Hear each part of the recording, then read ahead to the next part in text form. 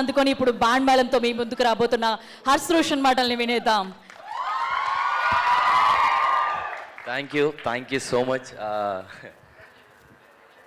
నేను ఎక్స్పెక్ట్ చేయలేదు, మామూలు ఎనర్జీ లేదు మీ దగ్గర. విజ్ఞాన జ్యోతి అదిరిపోయింది. మళ్ళీ ఈ సినిమా మంచి సక్సెస్ అయిన తర్వాత మళ్ళీ ఈ కాలేజ్కి వచ్చి ఈసారి కరెక్ట్గా స్పీకర్ పనిచేస్తూ మనం ఈసారి గట్టిగా ప్లాన్ చేద్దామని కోరుకుంటున్నాను.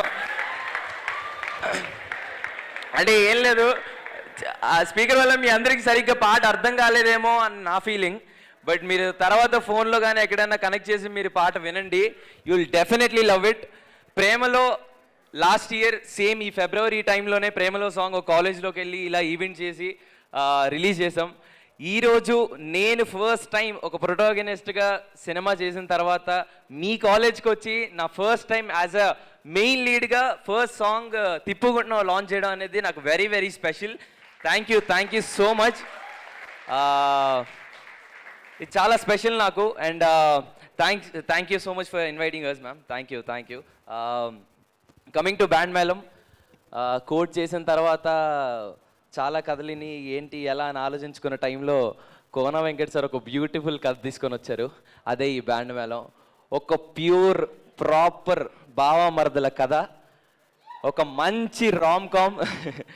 మీరు నాకు తెలిసి ఈ సినిమా చూసిన తర్వాత చందు జాబిలి కంటే రాజీని యాదగిరిని బాగా గుర్తుపెట్టుకుంటాను అనుకుంటున్నాను. అండ్ ఈ సినిమా మీకు తప్పకుండా నచ్చుతుందని కోరుకుంటున్నాను. చందుని వేరే లెవెల్ ఎనర్జెటిక్గా చూస్తారు మీరు ఈ సినిమాలో. నేను నన్ను క్యారెక్టర్ ప్లే చేయడం నాకు చాలా హ్యాపీగా ఉంది. Thanks for coming. Thank you so much. పాట ఎలా అనిపించింది? Band Melam releasing on. వినబడలేదు?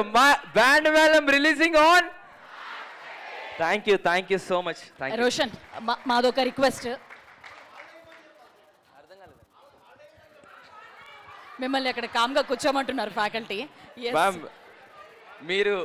Ma'am మీరు తప్పకుండా హాలిడే ఇవ్వాలని కోరుకుంటూ నేను మీ కాలేజ్కి వచ్చి మీ స్టూడెంట్స్ అందరిని తీసుకెళ్ళిపోతాను.